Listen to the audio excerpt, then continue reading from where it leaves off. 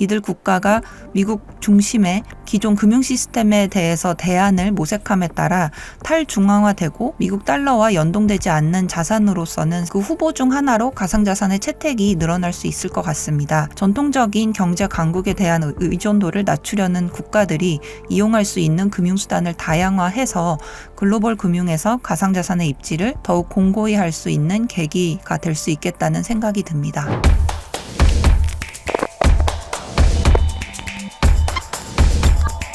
안녕하세요. 코빗 인사이트의 최윤영입니다. 가상자산은 탈중앙화를 특성으로 가지고 있는 자산이고 이를 지향하는데요. 하지만 투자 과정에서 미국 달러의 영향으로부터 완전히 자유롭다고 보기는 어렵습니다. 이번에 브릭스 연례 회의에서 비달러 자산으로 어떤 기금을 만들고 또 새로운 결제 시스템 그리고 새로운 국가를 클럽에 초대하기도 했는데요. 오늘은 브릭스 연례 회의에서 무슨 이야기가 나왔고 또 이 내용이 가상자산 시장에 지니는 의미를 말씀드리려고 합니다. 네, 먼저 브릭스는 브라질, 러시아, 인도, 중국, 남아프리카 공화국을 포함한 국가 그룹입니다. 올 초에는 5개 국가 그룹 말고도 에티오피아, 이란, 이집트, 아랍에미리트가 작년에 초청을 받아서 공식적으로 올 초에 브릭스에 가입을 했고요. 사실 브릭스는 엄밀히 말해서 조직이 아니기 때문에 어떤 공식적인 본부는 없습니다. 하지만 브릭스 국가들은 IMF와 유사한 NDB, New Development Bank를 설립을 해서 IMF보다 더 유리한 조건으로 대출을 제공하고 있기도 합니다. 이런 NDB나 기타 이니셔티브는 매년 브릭스 연례회의에서 논의가 되기도 하고 참석자 수도 증가하고 있는데요. 이번 같은 경우는 32개의 신규 회원국 그리고 관계자가 참여하기도 했습니다. 하지만 이상하게도 서방 언론의 보도가 최소화되면서 이 회의에서 나왔던 내용이 많이 알려지지는 않은 것 같습니다. 네, 먼저 첫 번째 핵심 포인트는 브릭스 페이에 대한 것인데요. 브릭스 페이는 2018년부터 개발이 되었고 이번 정상회의에서 공식적으로 출시가 되었습니다. 브릭스 페이는 가상자산의 백서처럼 운영이 되고 러시아에서 개발한 기술을 기반으로 합니다. 금융 기술에 대한 접근성을 높이고 부의 불평등을 줄임으로써 글로벌 금융 시스템을 혁신하는 것을 목표로 하는데요. 이 시스템에는 실제로 리테일 사용자를 위한 QR코드 앱이나 기관 사용자를 위한 B2B 솔루션과 같은 다양한 구성 요소가 포함되어 있다고 합니다. 공식 웹사이트에서는 브릭스페이를 미래를 위한 공정하고 분산된 금융 시스템이라고 설명을 하고 있습니다.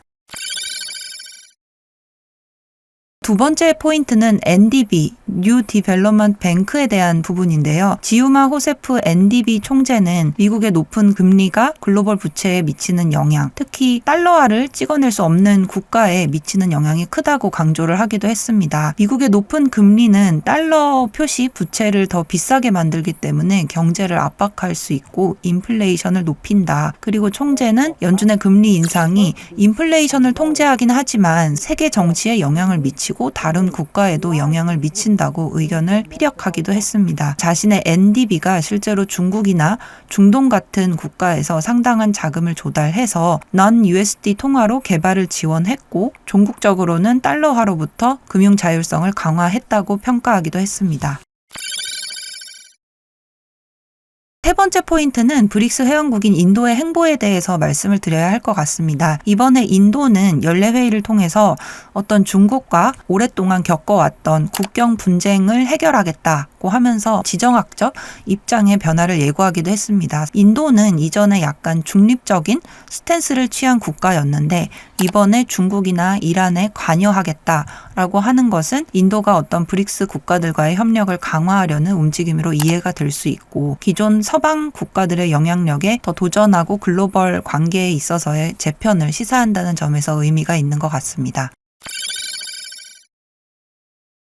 이번 브릭스 회의에서 알 수 있듯이 탈달러화를 향한 세계적인 움직임은 미국 주도의 어떤 금융 시스템에 대한 국가들의 저항이 커지면서 나타났고 장기적으로 달러의 글로벌 위상을 약화시킬 가능성이 있기 때문에 미국 달러의 어떤 지배력에 대한 도전이라고 요약해 볼 수 있을 것 같습니다. NDB 같은 대체 금융기관에 의해서 촉발된 이런 변화는 경제 관계를 재편해서 각국이 달러화에 크게 의존하지 않고도 경제를 스스로 컨트롤하자는 노력으로 이해가 됩니다. 그래서 이러한 변화는 다양한 글로벌 경제 역학 그리고 지정학적 전략에 영향을 받아서 점진적으로 이루어지고 국제금융이나 무역에서 다양한 통화를 사용하는 방향으로 꾸준한 노력이 이루어지고 있음을 나타낸다는 점에서 의미가 있는 것 같습니다.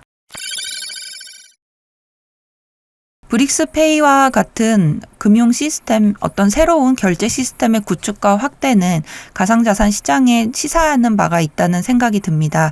이들 국가가 미국 중심의 기존 금융 시스템에 대해서 대안을 모색함에 따라 탈중앙화되고 미국 달러와 연동되지 않는 자산으로서는 그 후보 중 하나로 가상자산의 채택이 늘어날 수 있을 것 같습니다. 전통적인 경제 강국에 대한 의존도를 낮추려는 국가들이 이용할 수 있는 금융수단을 다양화해서 글로벌 금융에서 가상자산의 입지를 더욱 공고히 할 수 있는 계기가 될 수 있겠다는 생각이 듭니다. 네, 오늘 저희가 준비한 코비드 인사이트 내용은 여기까지고요. 오늘 영상에 대해서 궁금하신 부분 댓글로 달아주시면 답변 드리도록 하겠습니다. 감사합니다.